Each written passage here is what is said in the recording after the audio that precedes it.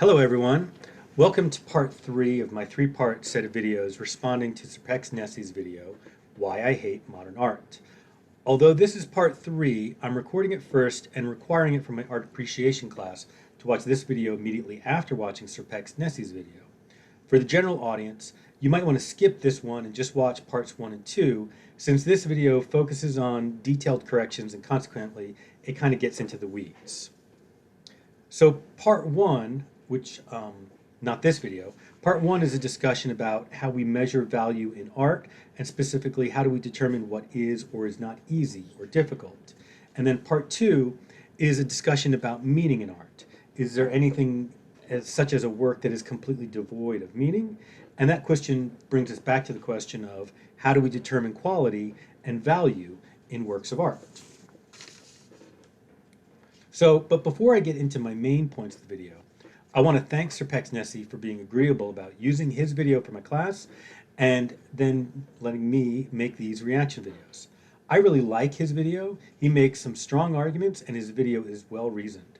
He brings up some very good points and very interesting topics, which is why I wanted to respond to his video. I think the video is especially impressive when you realize he made it as a class project. I really like his bait and switch tactic of turning the argument into a discussion about commodification and commercialization in the art world, and I really do support that point. So I'm requiring this video for my art appreciation students for two main reasons. One, I want to make sure that the major historical and factual errors are corrected right away, since those students are in my class, and therefore it is my responsibility to make sure they don't learn anything incorrect. And two, for the reason that getting the facts right, even the small facts, that is important because those errors can undermine an otherwise strong argument.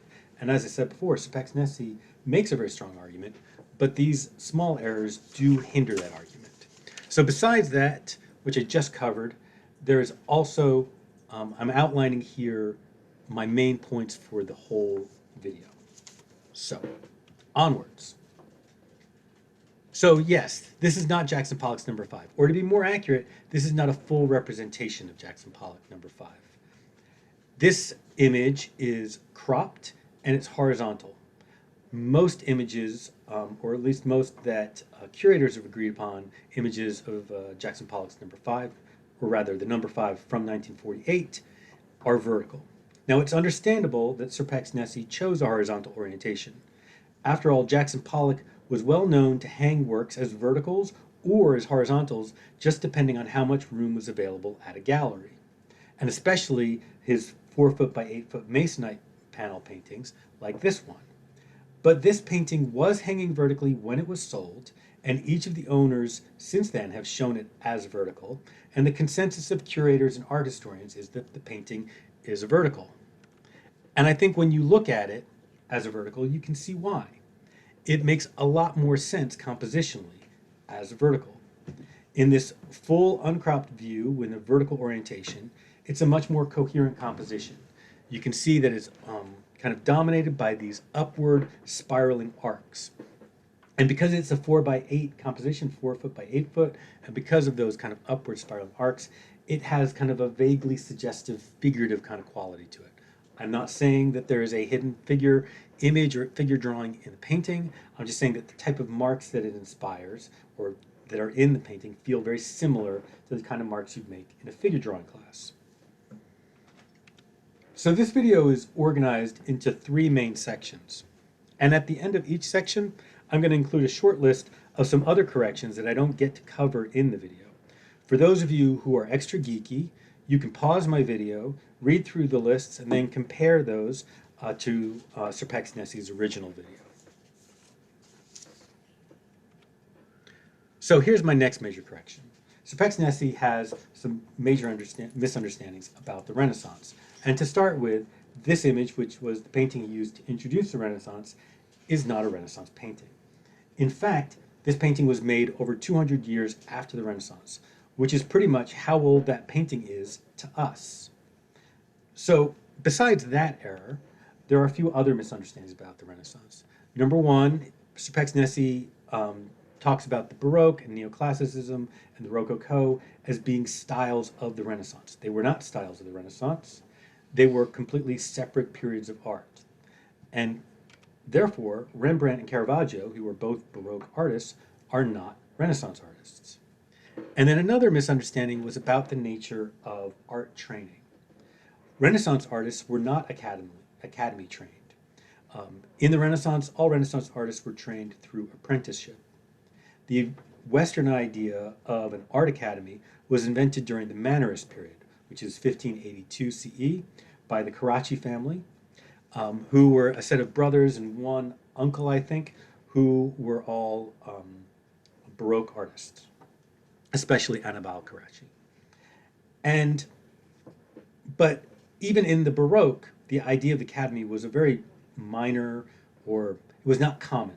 So most artists were still being trained through the traditional apprenticeship system. Modern artists, on the whole, were more trained and definitely more academically trained than Renaissance artists. Here are a few more corrections. If anyone who is not in my art appreciation class would like me to elaborate on any of these points, put your questions in the comments section. Like I said earlier, getting the details right helps ensure that your argument is convincing. So another misunderstanding that Serpexnessie has is about what is or is not modernism. He starts with the idea that modernism started at the turn of the century and that modernism was completely dominated by abstraction. But neither of those is the case.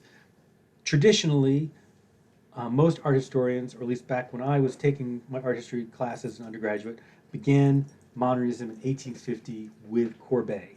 Maybe a little bit before 1850, maybe a little bit later. Today's a little bit more debate about it. Some art historians would say that modernism begins with Manet, who was just about 10 years later. But either way, whether you begin with Courbet or Manet, by Manet, definitely, modernism has begun. So that means that if anyone says, I hate modern art and I love Impressionism, they are automatically contradicting themselves. So on this point, I think it's really kind of important to understand that although some artists, including some abstract expressionists, wanted art reception, the appreciation of art, to be more universal and more democratic, right? They wanted it more to be art for everyone to enjoy.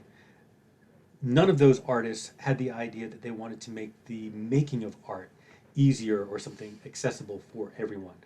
Jackson Pollock was not picking up his brush and thinking about making drips or flicking or thinking maybe I should just use a stick. He wasn't making those decisions thinking, when I do this, that means anyone can do this. He was making those decisions just asking himself the question, should I do this? Is this a risk?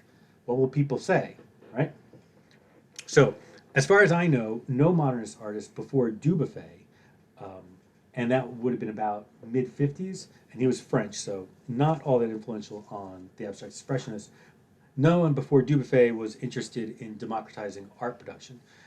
Little side note, Dubuffet was very interested in that. In fact, he was interested in children's art, he was interested in publicly exhibiting the art of the insane, and he was interested in exhibiting it all together, like the art of professional artists and young children and insane people, all in the same gallery space, no distinction between them. But Dubuffet was a very different person. So, lastly, the main last correction I want to deal with, or not so much correction, but to clarify, is what is abstraction? Because there is some confusion as to what abstraction is. Abstraction is fundamentally an action, a process. It is a thing you do where you take an idea, an observation, or a representation, and then you abstract it. If you think about it, the term abstraction comes from the same root as the word abstract that we would use in a scientific paper. When you read a scientific paper, the very first paragraph is the abstract, and it's a little summary or précis that tells you the fundamental ideas of the paper. It distills down the fundamental arguments, the essential argument of the paper. So that is the fundamental idea of abstraction.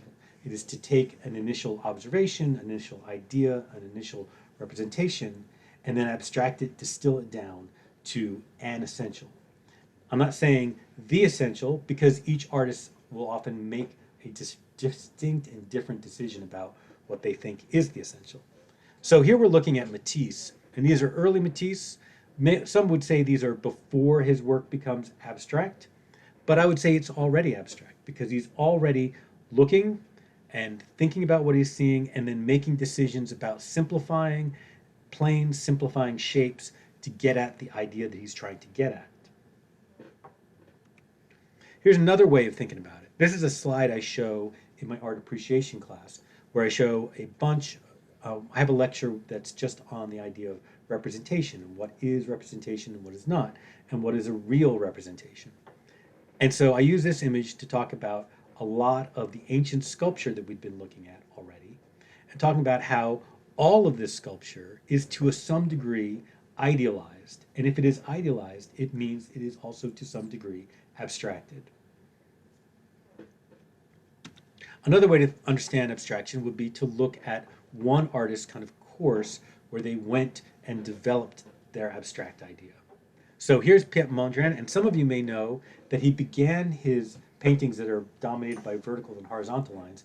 He began that process by painting trees, by looking at trees and painting trees. And at first, when he started looking at the trees, he got really obsessed with the negative space shapes in between the branches. And that's where these kind of organizations of horizontals and verticals and these fields and then these colors in between, that's where that logic comes from. And then that leads to this and to this. And for someone who didn't see any of the progress leading up to this point, these paintings may look completely non-representational. They may look like they're abstract in the sense of like there's nothing there. But they're not. They're abstract in the sense that they are abstractions from something. In this case, they're abstractions from that initial observation about trees, but also they're abstractions of his ideas about the fundamental organization of our reality into verticals and horizontals. So, what is abstract and what is non-objective or non-representational? This painting here by Joan Mitchell is not abstract. It is a non-representational, non-objective painting. She did not begin this painting with an idea that she was abstracting. She began this painting by putting down marks and then reacting to those marks. The process was completely open-ended, and it was her making decisions until she finally came up with a composition that she liked. This is one of my favorites, by the way. But also, I show this painting a lot in my art appreciation class because this is one that lots of my students hate. So then that raises the question, is this painting, in this case, Lavender Mist by Jackson Pollock, is this an abstract painting or a non-objective painting? You could make the case for either. Jackson Pollock definitely was in the tradition, the group that he was working with, the abstract expressionists. Many of them were beginning with representational ideas and then abstracting from those ideas. Jackson Pollock also initially, in his early paintings, was using very representational imagery ideas. And so you could say that these come out of that process so that in that way they are abstract. But I think by the time we get to this period, 1950 and 1951, 1952, I think Jackson Pollock's work has become completely non-objective, where he's purely reacting to the process. It's him developing the process and then thinking about the process and putting down the marks. It's just about the mark making and the marks on the surface. So here are my last page of final small corrections. Once again, if you want any elaboration, put it in the comments. Of course, my students can just message me on Canvas. Again, I would like to thank Serpexnessie for being a willing participant in this art theory contest of rhetoric. I hope all of you enjoy watching his video. Check out his 2 channels and consider liking and subscribing. And you might also want to watch his latest video, which is on AI-generated art. Also, I have a list of sources here at the end of the video. There should also be a list in the description of the video. The first half of this list mostly contains web sources I checked to establish the provenance of Pollock's 1948 Untitled No. 5. The second half of the list is mostly books and essays that have been highly influential on me and on my understanding of modernism. So thanks, and thank you for watching.